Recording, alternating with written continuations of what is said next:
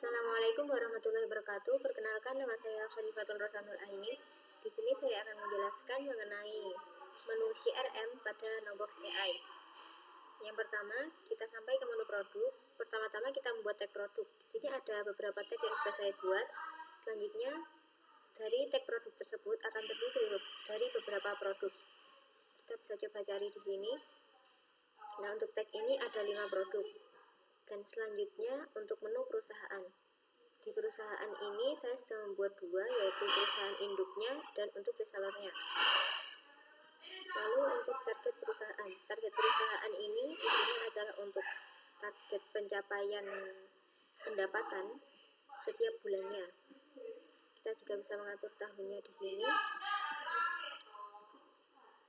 Kemudian untuk menu tugas. Menu tugas ini dibagi menjadi 4, yaitu backlog untuk rencana, to do untuk yang akan dilakukan, doing yang sedang dilakukan, dan done jika sudah selesai. Ada beberapa yang sudah saya buat, sini bisa dilihat. Salah satunya untuk proses produksi.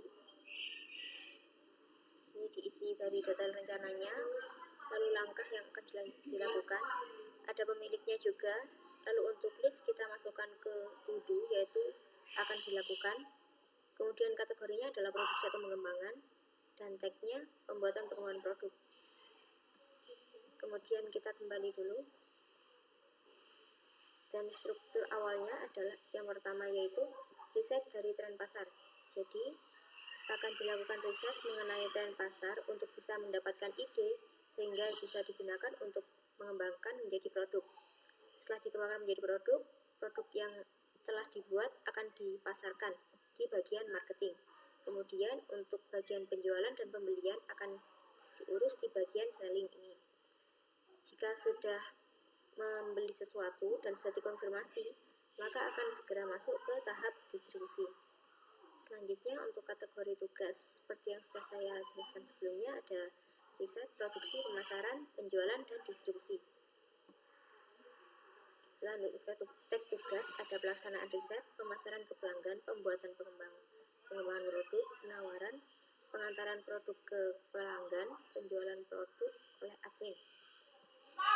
Lalu untuk menu selanjutnya yaitu penawaran. Di penawaran ini ada beberapa tahap juga. Ada baru, terkualifikasi, advance, dalam proses pembayaran, lalu berhasil, dan gagal. Kita bisa lihat salah satunya di sini.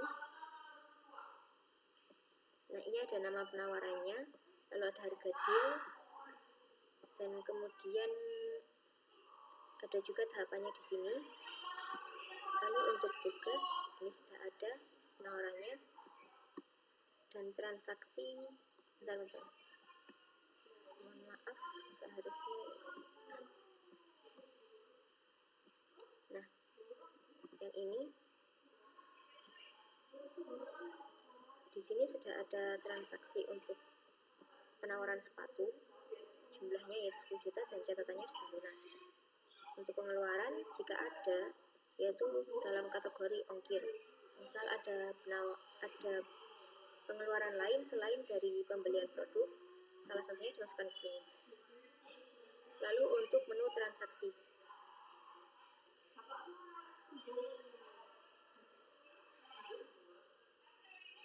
Dari sini diambil dari data penawaran sebelumnya di mana ada menu transaksi. Di data penawaran sebelumnya, ketika kita mengisi transaksi misalnya di sini,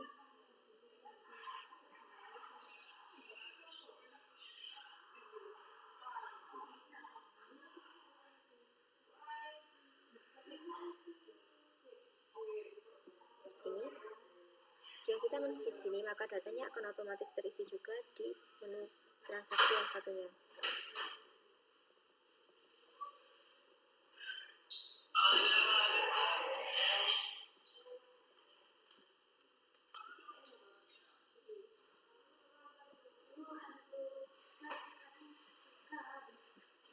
Lalu untuk yang terakhir yaitu laporan. Di menu laporan ini berisi dashboard mengenai penjualan. Di Sini ada juga kinerja penjualannya pada tanggal 21 Mei terdapat pendapatan segini, dan untuk 23 Mei ada pendapatan segini. Jika pembandingan perjualan per tahun, karena ini cuma diisi 2024, maka datanya cuma ada satu. Lalu ada konversi laporan penawaran. Di sini ada perbandingan antara advance, won, payment in process, dan loss. Ada perbandingannya. Lalu untuk penawaran di tanggal 23 Mei, salah satunya ada 2 penawaran yang dimenangkan. Lalu penawaran berdasarkan tahapan. Untuk penawaran yang berhasil ada 2, lalu untuk advance ada 1, payment in process juga ada 1, dan loss juga ada 1. Laporan ringkasan waktu mengenai aksi yang kita lakukan, dan ini terisi otomatis, salah satunya seperti kita mengubah nama dan sebagainya. Lalu untuk sumber ada dari website dan referensi. Alasan gagal: jika kita mengisi penawaran dengan gagal, maka akan ada alasannya yang harus diisi dan akan masuk ke sini. Lalu untuk tugas, ini sudah ada catatannya untuk menyelesaikan task, statusnya down priority organ. Lalu rata-rata tertimba kesepakatan berdasarkan tahap, ini juga ada, dan ini menampilkan total dari penjualannya, harga yang ditawarkan.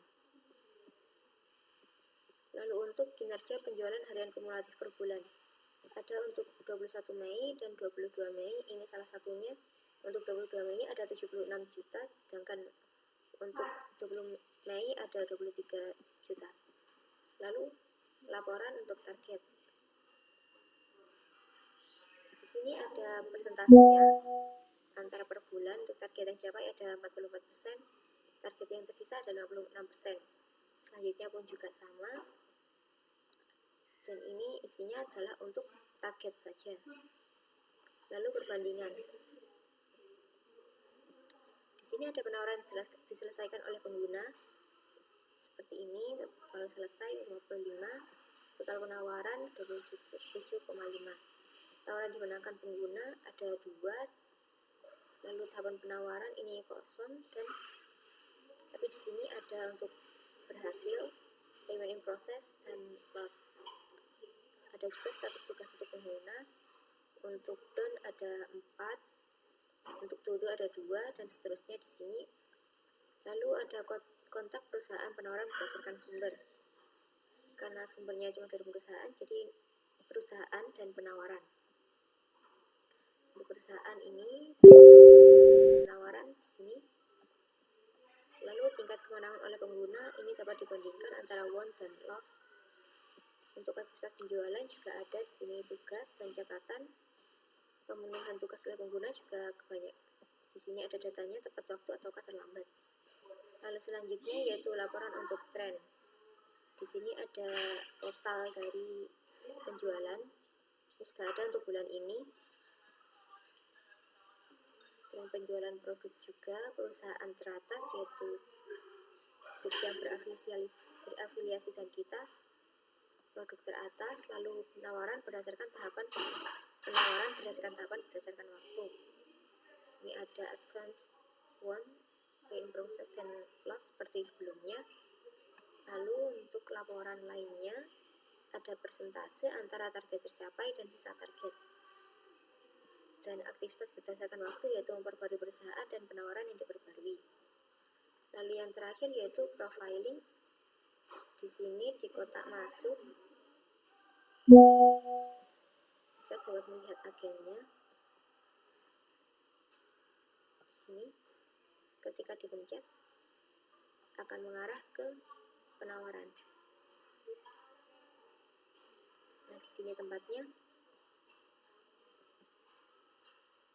Dan sekian yang dapat saya sampaikan. Terima kasih. Wassalamualaikum warahmatullahi wabarakatuh.